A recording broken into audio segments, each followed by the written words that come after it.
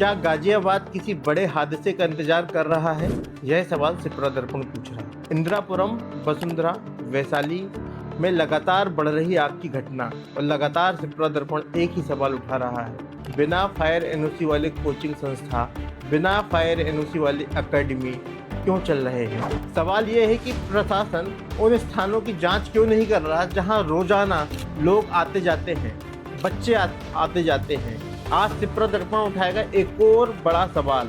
आज हम बात करेंगे बेसमेंट में चल रहे कोचिंग संस्थानों, एकेडमियों की, जहां बच्चों का भविष्य बनाया जाता है, लेकिन क्या उनकी सुरक्षा भी हम सुनिश्चित कर रहे हैं? एक तरफ तो कोचिंग संस्थानों में हम अपने बच्चे भेजते हैं पढ़ाई के लिए, मगर क्या उन कोचिंग संस्थानों की जवाबदारी नहीं बनती कि बच्चों की सुरक्षा से खिलवाड़ ना करें? क्या उनके पास पर्याप्त फायर एनओसी है? क्या उनके पास आपातकालीन निकास है? क्या संबंधित विभाग से इन्होंने एनओसी ली है? क्या भवन, जिस भवन में वो उपयोग कर रहे हैं, क्या वह भवन उसी योग्य के लिए बना है, उसी कार्य के लिए बना है?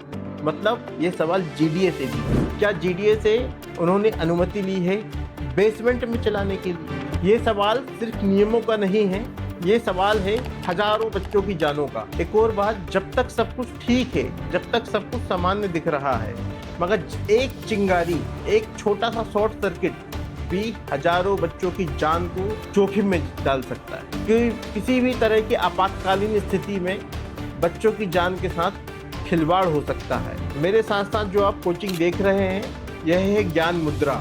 यहाँ छोटे बच्चे पढ़ते हैं, यहाँ आईआईटी की तैयारी की जाती है, यहाँ भी नीट की तैयारी की जाती है, यहाँ 6 से लेके 12 तक के बच्चों को पढ़ाया जाता है।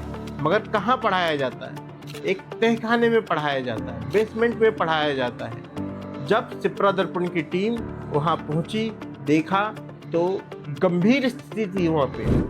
वहाँ फायर के नाम की धज्जियाँ उड़ाई जा रही थी। हमारे कैमरे में हमने देखा कि एक फायर का 2 किलो का सिलेंडर नीचे रखा हुआ है। अब पता नहीं वो भरा है या खाली है। किसी भी तरह की कोई फायर नॉर्म्स नहीं था, किसी भी तरह की कोई एनओसी नहीं थी, किसी भी तरह का कोई आपातकालीन निकास नहीं था। सबसे बड़ी बात, बेसमेंट में आप कोचिंग चला रहे हैं, बेसमेंट में आप अब बच्चों को पढ़ा रहे हैं, बेसमेंट में आप बच्चों की जान के साथ खिलवाड़ कर रहे हैं। पीछे विगत दिनों में मुखर्जी नगर में बेसमेंट में पानी भरने के कारण कई बच्चों की जान चली गई थी, और आज फिर हम बेसमेंट में बच्चों को पढ़ा रहे हैं। एक छोटा सा शॉर्ट सर्किट भी कई परिवारों की जिंदगी बिगाड़ सकता है। सिप्रा दर्पण मांग करता है संबंधित विभाग तत्काल इसकी जांच करे, फायर सेफ्टी मानकों की जांच करे, आवश्यक अनुमति की जांच करे। जिस बिल्डिंग में यूज हो रहा है, क्या बिल्डिंग उसी योग्य के लिए बनी थी, उसी कार्य के लिए बनी थी? क्या बिल्डिंग का नक्शा बेसमेंट में कोचिंग के लिए दिया गया था? यदि कोई कमी पाई जा रही है तो तत्काल कार्रवाई करें। यह किसी संस्था के खिलाफ नहीं है, यह बच्चों की सुरक्षा के लिए आवाज है। सवाल सिर्फ एक ही है, सुरक्षा पहले है या मुनाफा? मैं हूं नवीन द्विवेदी, आप देख रहे हैं सिप्रा दर्पण। नमस्कार।